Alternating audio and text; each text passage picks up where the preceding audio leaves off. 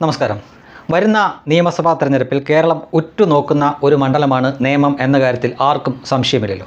കാരണം BJP ഒരിക്കൽ account തുറന്ന മണ്ഡലമാണത്. പിന്നീട് 2021 CPM അത് വി ശിവൻകുട്ടിയിലൂടെ തിരിച്ചു പിടിച്ചു. എന്നാൽ ഇപ്പോൾ അവിടുത്തെ രാഷ്ട്രീയ കാലാവസ്ഥ എന്താണ് എന്ന് ചോദിച്ചു കഴിഞ്ഞാൽ അക്ഷരാർത്ഥത്തിൽ അത് BJPയുടെ കൈപ്പിടിയിൽ തന്നെയാണ് ആ മണ്ഡലം എന്ന് പറയേണ്ടിയിരിക്കുന്നു. ഇനി അതിൻ്റെ വിശദീകരണങ്ങളിലേക്ക് പോകുന്നതിന് മുമ്പ് ഒരു കാര്യം കൂടി ഞാൻ നിങ്ങളുടെ ശ്രദ്ധയിൽപ്പെടുത്താം. ഒരു മണ്ഡലം, അത് നിയമം തന്നെ ആവണമെന്നില്ല, ഏതെങ്കിലും ഒരു മണ്ഡലത്തിൽ ഒരു പാർട്ടിയോ ഒരു മുന്നണിയോ 50% മുകളിൽ വോട്ട് പിടിച്ചാൽ പിന്നെ ആ പാർട്ടിക്കോ മുന്നണിക്കോ എതിരെ നിൽക്കുന്ന സ്ഥാനാർത്ഥികൾ ഒന്നിച്ച് ചേർന്നാൽ കൂടിയും ആ പാർട്ടിയെ തോൽപ്പിക്കാൻ പറ്റില്ല. കാരണം 50% മുകളിൽ ഒരു പാർട്ടിയോ മുന്നണിയോ വോട്ട് പിടിച്ചാൽ പിന്നെ എതിരാളികളായിട്ടുള്ളവർക്ക് എല്ലാം കൂടെ ചേർന്നാലും ഈ 50% താഴെ മാത്രമേ വോട്ട് കിട്ടൂ. അപ്പോൾ ആ രണ്ട് പാർട്ടി ഒരൊറ്റ സ്ഥാനാർത്ഥിയെ നിർത്തി മത്സരിച്ചാൽ പോലും ഒരുപക്ഷെ ഇത് മറികടക്കാൻ പറ്റില്ല.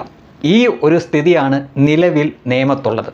അതെന്താണെന്ന് ചോദിച്ചു കഴിഞ്ഞാൽ 2024 ലോക്സഭാ തെരഞ്ഞെടുപ്പിൽ രാജീവ് ചന്ദ്രശേഖറിന് നേമം മണ്ഡലത്തിൽ, അത് ചില്ലറക്കാരോടല്ല അദ്ദേഹം മത്സരിച്ചതെന്ന് ഓർക്കണം, ഒന്ന് ശശി തരൂരായിരുന്നു.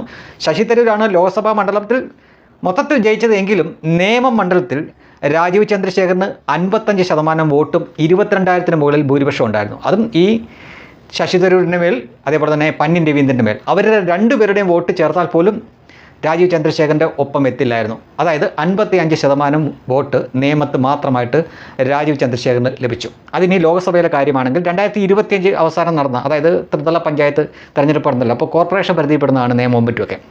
അപ്പോൾ അവിടുത്തെ വോട്ട് ഷെയർ നോക്കുമ്പോഴും ഈ 55 എന്നത് കിട്ടിയില്ല. പക്ഷേ 51% അപ്പോഴും 50 മുകളിൽ BJPക്ക് അവിടെ വോട്ട് ഷെയർ ഉണ്ട്.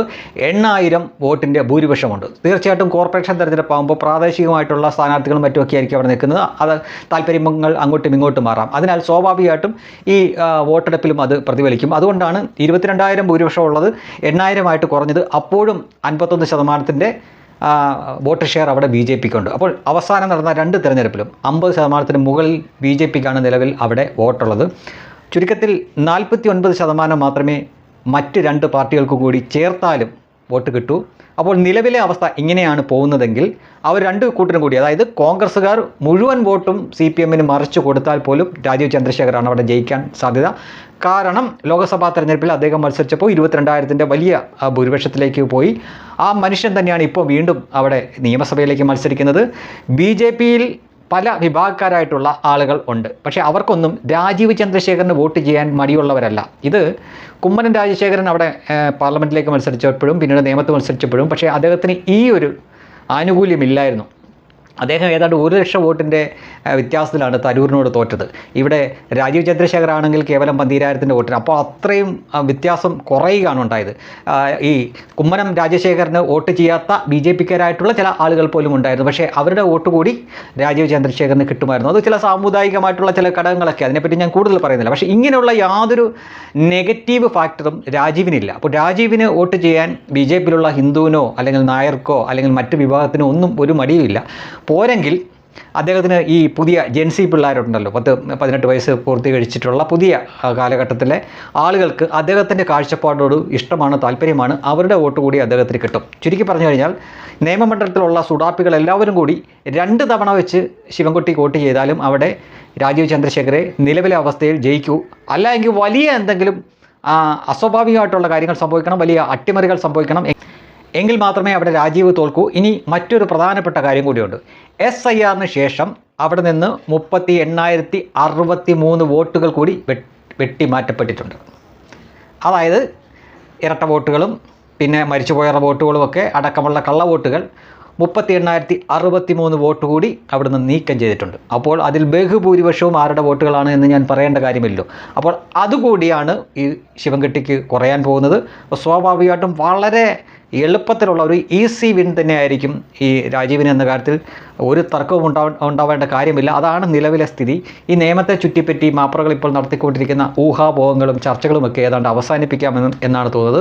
ബാക്കി മണ്ഡലങ്ങളെ പറ്റി ഒരുപക്ഷെ നിങ്ങൾ ചർച്ച ചെയ്തോളൂ. പക്ഷേ നിയമം നിലവിൽ 2024ലെയും 2025ലെയും നടന്നു കഴിഞ്ഞ തെരഞ്ഞെടുപ്പിൻ്റെ കണക്കുകൾ വെച്ച് നോക്കുകയാണെങ്കിൽ 50% മുകളിൽ BJPക്ക് അവിടെ വോട്ട് ഷെയർ ഉണ്ട്. ഒരു പാർട്ടി അല്ലെങ്കിൽ ഒരു മുന്നണി ഏത് മണ്ഡലത്തിലാണെങ്കിലും 50% മുകളിലേക്ക് വോട്ട് ഷെയർ ആയാൽ പിന്നെ ആ പാർട്ടിയെ തോൽപ്പിക്കാൻ പറ്റില്ല. മറ്റുള്ളവർ എല്ലാം കൂടി ഒത്തുചേർന്നാൽ പോലും അത് വലിയ ബുദ്ധിമുട്ടുള്ള കാര്യമായിരിക്കും. അതിനാൽ ഏതാണ്ടെന്നല്ല 100% ഉറപ്പിക്കാവുന്ന ഒരു വിജയം തന്നെയായിരിക്കും രാജീവ് ചന്ദ്രശേഖരൻ്റെ എന്ന കാര്യത്തിൽ തർക്കമൊന്നുമില്ല. ഒരുപക്ഷെ ഈ തവണ ഈ ഇലക്ഷനിലായിരുന്നു നിയമം കേരളത്തിലെ ഞങ്ങളുടെ ഗുജറാത്താണ് എന്ന് ഏതെങ്കിലും BJP നേതാവ് പറഞ്ഞിരുന്നുവെങ്കിൽ ഇത്തവണ അത് ശരിയായിരുന്നേനെ. പക്ഷേ പറഞ്ഞത് കഴിഞ്ഞ തവണയാണ്. കഴിഞ്ഞ തവണ അവർക്കത് തിരിച്ചടിക്കുകയും ചെയ്തു. പക്ഷേ ഇപ്പോൾ നിലവിലെ കണക്കുകൾ വെച്ച് നോക്കുകയാണെങ്കിൽ ജയിക്കാൻ 100% സാധ്യതയുള്ള മണ്ഡലമാണ് നേമം. രാജീവ് ചന്ദ്രശേഖർ എന്ന ഒരു മികച്ച സ്ഥാനാർത്ഥി കൂടിയാണ് അവിടെ നിൽക്കുന്നത്. അതിനാൽ തന്നെ BJPക്കാരായിട്ടുള്ളവർക്കും നിഷ്പക്ഷരായിട്ടുള്ളവർക്കും അദ്ദേഹത്തിന് വോട്ട് ചെയ്യാൻ ഒരു മടിയും കാണിക്കേണ്ട കാര്യമില്ല. അദ്ദേഹം തീർച്ചയായിട്ടും ജയിക്കുക തന്നെ ചെയ്യും.